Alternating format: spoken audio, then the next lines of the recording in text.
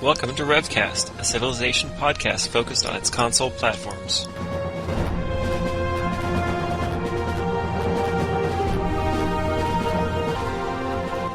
Elthrasher, Duke Blue, 1987. ScottieX.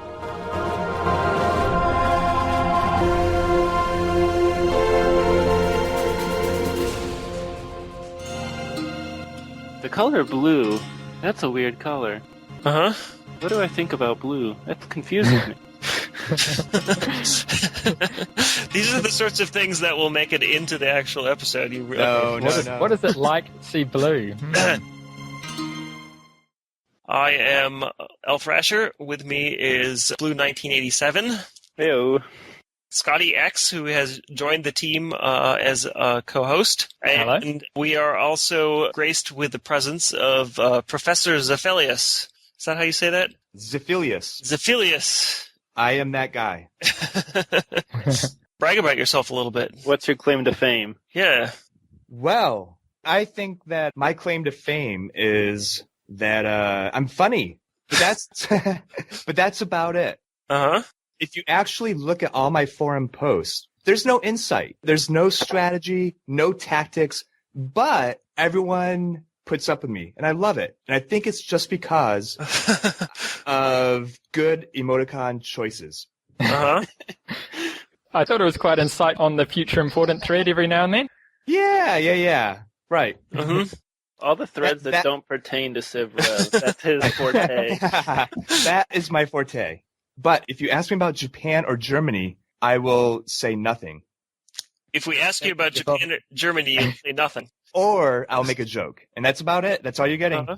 Okay, well, we're going to hope for the joke, because we might be talking about one of those civs today. Oh, okay. I see. Okay.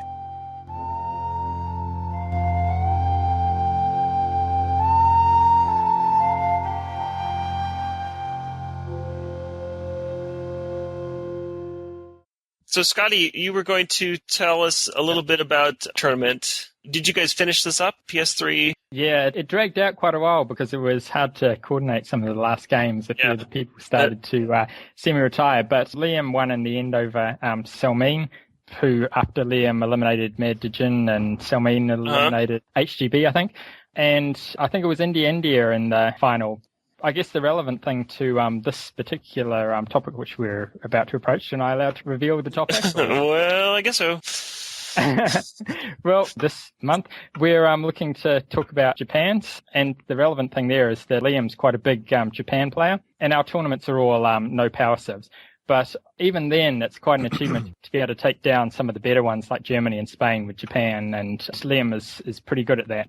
He just goes to show that you can actually squeeze out some wins with Japan against good players. And he insists that Japan is a good civ. He thinks that they're really quite good. He also insists that they can be played in quite a tech-based sort of manner rather than aggression horses and all that. Uh-huh. I don't want to say that or even suggest or imply that he's wrong, but I think that view goes against some of the conventional wisdom, which is good because conventional wisdom should be challenged, although when it comes to video games, it's a little bit less important than other things in life. Debatable. Absolutely. I challenge that. You can challenge that conventional wisdom. But what I'm trying to say is I think it's something that I've observed before, that sometimes when someone really likes a certain civ or a certain style, I think that player can kind of surpass what the rest of us might see as the boundaries of that play style or that civ. Mm. Liam really likes to play it, and there have been a few other people in PlayStation side who have also done this, who play Japan right to the limit. Right. Sort of what I'm saying is that if you just crunch the numbers, like throw Japan in a spreadsheet, then you probably would say, well, that's crap. But these players that really like that particular civ, and I see this with Egypt a lot too, they can do some impressive things with it. Now, doesn't that say something about the civ? You know, I remember when Mort used to be a good player. Used to be a good player. Many years ago. Some players would challenge him. They'd say, you're good at Rome, but Rome's not that good, or the Arabs aren't that good. Mort would say, no, they are. And people would rebuttal him. They would say, well, that's because you're so good. But That's an awesome argument right there. You can't win that. Like, no, I can do this. I can win that. Well, yeah, but you're good. So but the fact that he's good with them, that should say something about that Civ, right? And the potential of that Civ. That's my point. I think there's something to that. But there's also something to the fact that you can play China pretty badly and almost always win against weaker civs. Sure. Let's talk about Japan.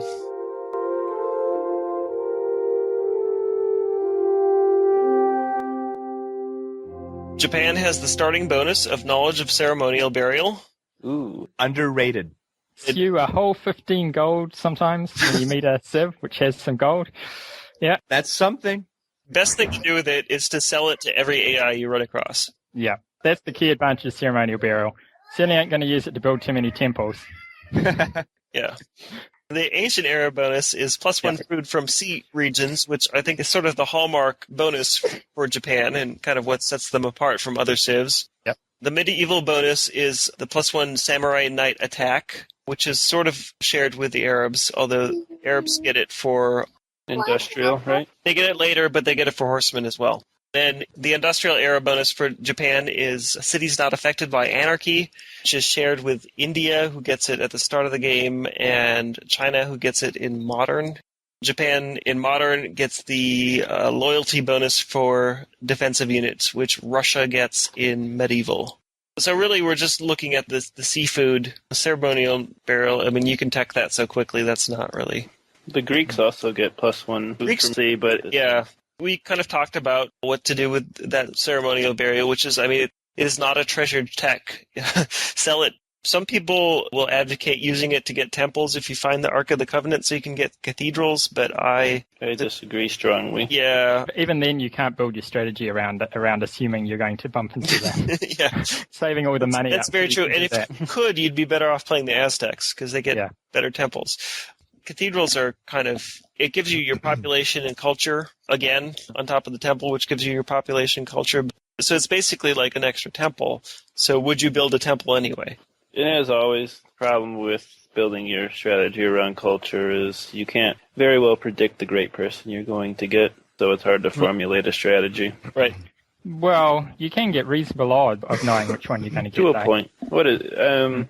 I think, in my experience, maybe like 60% of the time for certain situations. I don't know. Well, that's about right. I have not been very successful in controlling that in games in which I'm doing well. In games in which I'm doing badly, I can pretty much always get an explorer. Which is the last thing you want. Yeah, I think I know. What I find is that quite often to get the GP that you want, you'd need to do something quite bad with your tech path. Right. So you can tech a certain thing which will expose another tech which will give you a certain GP, but you just don't do it anyway because the GP isn't worth that much of a sacrifice, that many turns on that tech. For example, teching only pottery and masonry, and then waiting for your great person a good 20 turns after you should have really started to get some other techs. Yeah, only the French would be able to wait on that, and even then, your GH is probably better. But at certain times, you might say, I'm going to pop, like with Gypsy Hay, I'm going to pop ironworking earlier than I might otherwise have done because the next GP will just be slightly more likely to be something useful, GS, GB, as opposed to being GE, which is probably what you're going to get for your first GP. I have to admit, I don't really make that part of my strategy. I will try to just hopefully get enough great people that I get the ones that I want, I guess. Yeah. Maybe something worth thinking about. Pretty much want one scientist. That's what you need for industrialization. Yeah. Anything else is just bonus on the top. Great builder is awesome if you can get it, but one scientist is what you really need. Well, for Japan, the frustrating thing is if you follow the normal sort of tech path, which might be alpha writing code of laws with bronze working first, and then heading towards monarchy, if you pop it first, you're probably going to get or even second, you're probably going to get a GE at the end of it because of its relationship to banking and currency. That's the wrong GP generally because GE is one of the worst ones. I'd like to get a GA, but it's really quite hard to line that up. Well, sometimes those are the worst. I mean, you could be in a situation where all the AI get killed, or maybe one of the AI is Paris, just sitting in one city. And your opponent gets to the Covenant or something like that. Yeah. I've had games where I ended up with 3 artists that I couldn't use or something because of situations like that. I think overall you want to base your strategy on what you can control as opposed to what might happen. if you tech this certain tech, IW, hoping for the right GP. Very well said. Are you sure you haven't made any great contributions in the past? I've been trying to formulate that thought for the last 10 minutes listening to you guys. But honestly, though, whenever you can base your strategy on anything that you can control, that's better. Mm-hmm. It's usually more repeatable. That's right. Very much agreed. I think, wasn't it only Hello Goodbye who wrote a strategy based around a GP? Yes. Yes, his French strategy, which I know was also pretty effective. He beat a lot of very good players in tournament conditions with his French. As I understand, his latest version of the strategy was you expand out relatively normally, but then you make sure you get a GH as your first GP, and then basically have a population explosion with that once you've got enough cities out. Mm-hmm. And that gives them a start that's a little bit China-ish. Mm-hmm. The poor man's China, if you like. All right. You know, speaking of the GH, if you could get that with the Japanese, that's a good civ to have it with. Because you might eke out an extra point of growth and then use that. Well, you just have all the apples to begin with. Right. Yeah. If you could grow your cities 2 to 3, 3 to 4, and then use great humanitarians. Yeah. And now you've got whale cities practically. Uh-huh.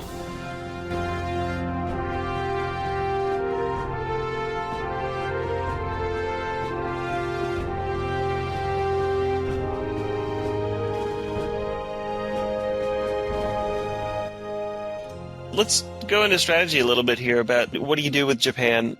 Start off in ancient 4000 BC. Right. Where are we going? The thing about the bonus of getting 1 food from sea tiles, so you're getting 1 food and 2 trade instead of just the 2 trade that all the other civs are going to get, is that if you're playing Japan, you almost never want to use grasslands for anything.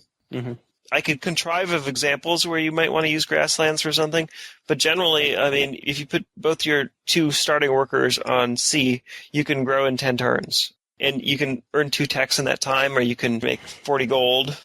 Yeah, the one thing that I actually like about Japanese, as you guys know, I move my settler a lot, and I think a lot of the people nowadays move their settler quite often, is I normally don't look for grass anyways, but you certainly don't need to find grass. You can just find 2 water and 2 trees, which are all over the map. Mm-hmm. And then when you tech horseback riding, assuming you're horse rushing for 5 turns, you're already halfway to pop 3.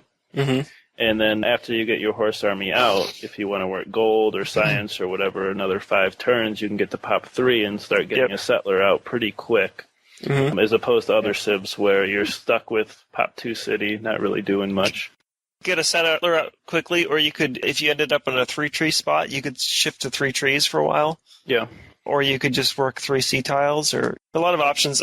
I don't think it's an incredibly powerful start. Obviously, someone could point out that China just starts off with 3 pop instead of having to spend 10 turns getting there. I think it makes their bad starts a little bit better than other civs' bad starts. Yeah. Well, when you put yourself in an awkward position to get the walk-in on another civ, maybe you might find that awkward position is actually okay for Japan, rather. So you've still got 2 cities rather than 1 useless one at enemy cap. If you didn't get the walk-in and you had to maybe try to expand out of your capital or something like that, Japan's going to be a bit better off there.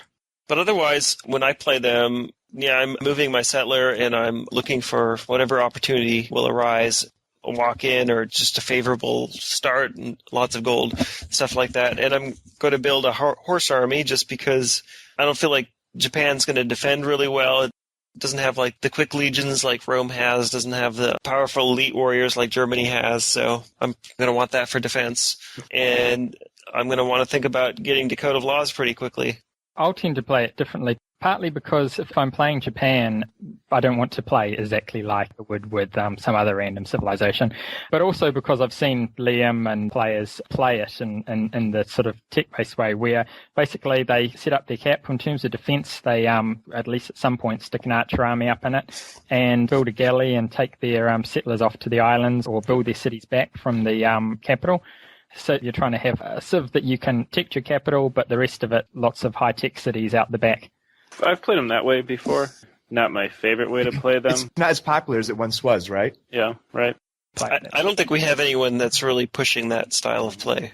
My opinion of why that might be on the PlayStation side is on our side when we play in the chat room, there's the no power civs rule. And basically, when I played Japan against the power civs get on you too fast, turn the heat up on you. But when you're playing against a lot of people who are playing England or other things like other civs like that, you've got just extra couple of turns or whatever to be in a position to deal with them. Possibly that's the reason. Just that on the Xbox, you've got to expect to be playing an American every other turn.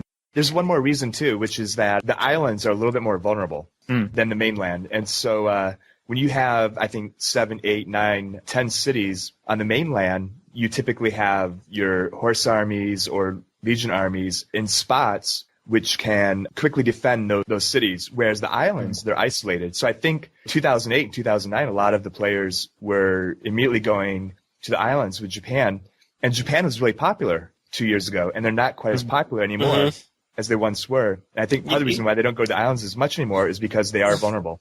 If you go very hard on the tech, like Liam might, you can get to navigation or something like that to protect your cities relatively quickly. Okay. But for me, the way I tend to play it is I tend to actually still expand onto the continent and save those few turns of having to get them, find that random island out there somewhere away from the other human player if possible. Are you trying to build archers to defend there, or? At the point where I'm expecting them to come from, then later on right across the Empire, of course. I've never played on PS3, but I think at least until recently, maybe you could say like the metagame was a bit different because we just recently started banning Oxford University.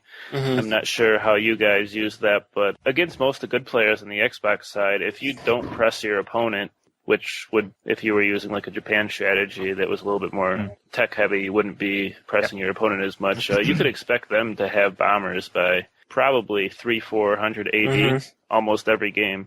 Yeah. And when you have to put settlers on boats and take them off boats and then settle them, I mean, that's a turn here, a turn there, that adds up, and all of a sudden you're getting industrialization, maybe 500-600. Well, you just lost because you've got 3 bomber wings coming your way. Well, and then, in terms of getting to Oxford, when I played against Nadjin or Liam, I'm far more worried that Liam's going to pop Oxford and have the bombers popping up on me in a few turns than I am of the more standard strategy, I think. That strategy can get them up really fast. It's actually, an island city with fish or die or whatever and a library and so forth. They can pick pretty fast. Not just one, obviously, many cities. And moreover, I like the idea that there are different strategies here, but another point of contention that comes up a little bit is that navigation, choosing that tech path, is somewhat controversial. You're going through masonry, mathematics, and navigation as opposed to the Code of Laws path, which is maybe another reason why people don't choose that path. Problem with navigation is it's 110 beakers? Something like that. And not necessarily a whole lot in the mid-game, but realistically, probably 3 turns? Yeah. Nothing after that. It doesn't really help you other than you just spent 3 turns to get galleons. Well, your opponent could be spending those 3 turns getting closer to industrialization. Main tech you need is industrialization if you want to win the long game. If you are not planning to use catapults, then having to tech mathematics on the way to navigation, that's probably going to take you 2 turns. It's a 70 beaker tech, which isn't too bad. And 2 turns, if you're actually going to use the catapults, it's going to win the game, then it's obviously worth it. But those 2 turns plus the 3 turns on navigation, that's 5 turns. That's starting to be a lot. You do need mathematics as a prerequisite. For engineering. But if you just wait until after you have democracy... Get it in 1 turn almost always, yeah. Or even backfill it and get it in 0 turns. I suppose the strategy that would use Japan's bonuses is to go just straight through Code of Law's monarchy to feudalism and then rack up some knight and have a go at their defences and see what you can get. Who wrote the Samurai Knight strategy? I think that's Zozo. Yeah. Zozo, yeah. Does anybody use anything like that right now? In other words, does anybody make use of the knights? If you play no Oxford, I think it's huge. Then it's huge, right? I think with Oxford, it's kind of irrelevant. Expand on the continent and then tick to feudalism as fast as possible and then, have a go with them. I think most of like Liam would play a strategy that was less direct. Right. The thing about Japan is that you are able to get to feudalism still in the medieval era before your rush costs get completely out of hand. Obviously, you can't have them as quickly as England can, but you can get them fairly quickly, and you get that +1 samurai knight attack in the medieval era. So that used to be a very, very popular strategy. I used it. I probably used it 50 or 60 times at least. Well, he was apparently top of our leaderboard with the Japanese, so I presume it was that strategy that was doing it. That's right. And on the PS3, the leaderboard doesn't change, right? Until somebody surpasses that count. Is that right? Yeah, yes, you would probably have to play all day for a year in order to get top our leaderboard now. That's amazing. So would you three, Scottie, Duke, and Thrasher, would you agree then, throw this out there, would you say that the +1 food is the most important bonus for the Japanese now? Yes. Yeah. At least the most distinctive. Okay. Because it seems like now the knights aren't being used too much. CB is minimal. Loyalty comes too late. It's actually more helpful to the Russians, probably. It seems like the food is what helps them out. Yeah. Yep. Without that, that'd be France without the cathedral. Right. They also have that not affected by anarchy bonus, which is one that I kind of like, but it's not something most games going to be changing government every turn or anything like that.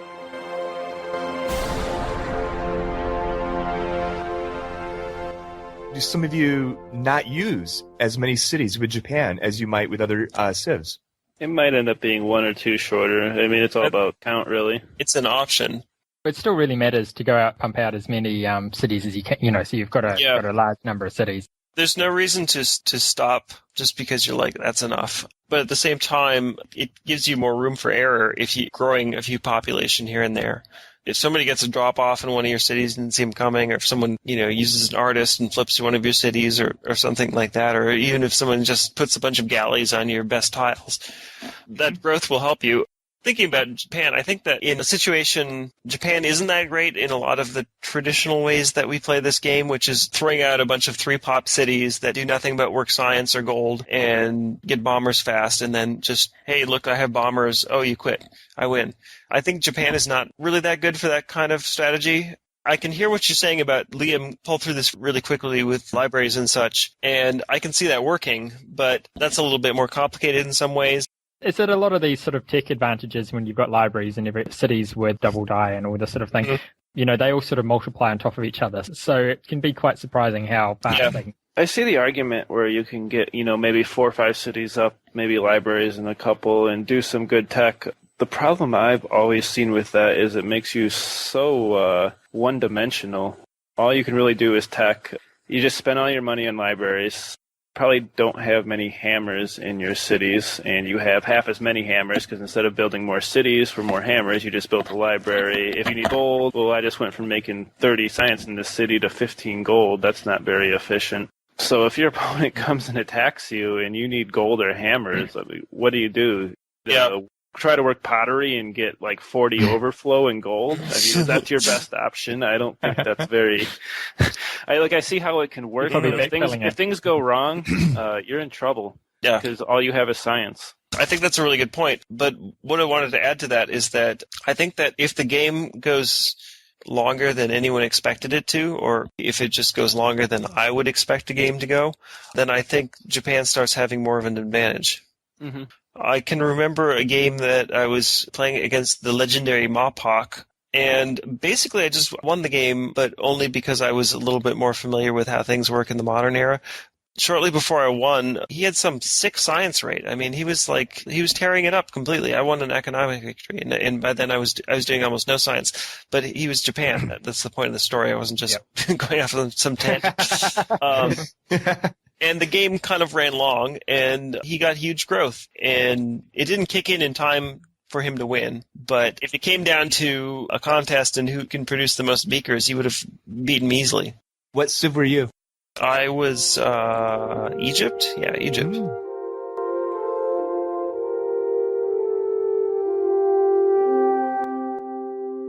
How do you beat Japan?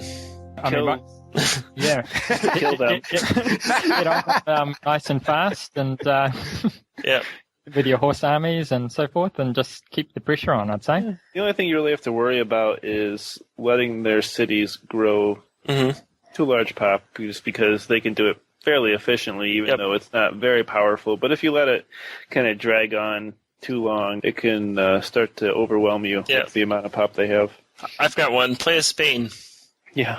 well, cut them from being able to go onto the sea with their galleons and with their triremes, whatever they call them, galleys. That causes some issues for the Japanese players that focus on getting that galley out fast. And for the way people who play a little bit more like I do and build lots of cities on the land, then obviously you're going to have to start defending all those extra cities with archers and so forth really early on, and sacrifice some expansion. And maybe the most important thing is be prepared for a fairly efficient night rush out of them. Maybe get some legions up, because what can Samurai Knights get up to with Fundy? 27.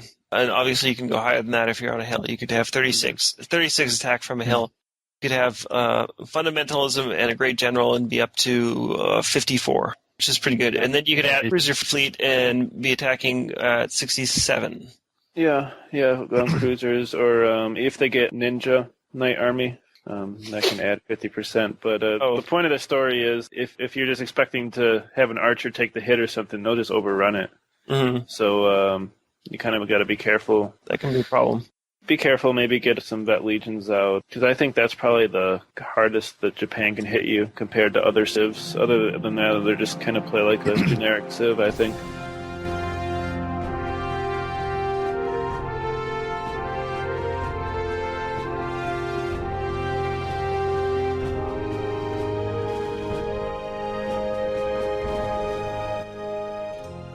Going to cover Asmodeus's thing. Right. We were going to mention that. Yeah. It's just a funny little trick. If you happen to what's that? I'm about to tell you. If you happen to find yourself in a game with a player that you would not like to play against again, and you would like to give yourself a little reminder that right. This could be for any reason. Use your imagination. All you have to do is mute that player. There's actually an option for that on the diplomacy menu. If you just go to the regular diplomacy menu, the same way that you would contact the AI or something like that, there's an option to mute other players. Go and mute that player. The next time you see that player in a lobby, there will be a little muted icon. The player will still be muted. Your system will remember that. And so it reminds you. You can remember, I didn't want to play this person. Isn't that something? That goes to show how creative and innovative our players are in this game. We always have to outwit the program, the CivRev program, because you can't just select a player as avoid that player. You actually have to select mute. Zeph, it's been a pleasure to have you. Will you come back? I hope so. I just don't want people to laugh at me. Even if I am funny, I don't like it. Okay. What if we laugh with you? I just want my humor to be admired in a very stoic manner. You got it. Then and only will I come back. It's sort of like my students in my classrooms. When I tell a joke, they don't laugh. They know it's so funny, it shouldn't be laughed at. Yep. Please don't record any of this, by the way. No, we're not. No. That made no sense whatsoever. No, you're recording it. Yeah, I should cut that off right now, shouldn't I? You're recording it, not... Yeah. So, thanks for enjoying another episode of RevCast. I am elthrasher, and with me, why don't you guys say your names? Duke Blue, 1987. ScottieX. Zefelius. See you later.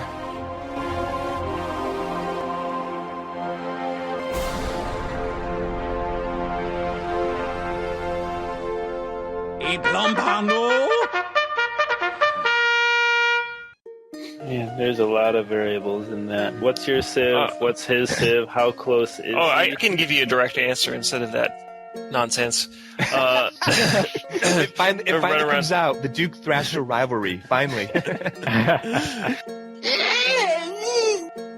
thought of something else for Japan. Are we not talking about Germany? Not this time. Oh, okay. If I'm playing against Thrasher, well, if he's Arabs, if I move away from the map, this got 80% of the gold in the map, and he's going to come kill me in 10 turns anyways. If not sooner. Well, he would try. I don't know if he's capable. Yeah, let's talk more about this Thrasher-Duke rivalry. You guys were number 1 and number 2 in the tourney of all tourneys. There must be some hostility. Well, let's take it. I guess you haven't been listening to the show. I like to hold off on every advantage for as long as possible. For example, let me don't laugh. I'll give you one example. I thought you were supposed to be funny.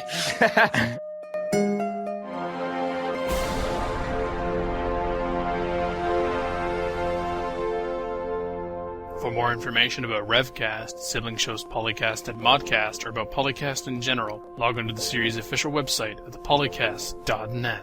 Record date April 10th, 2011. Civilization Revolution sound clips copyright Take-Two Interactive. Copyright Civilized Communication at civcom.net.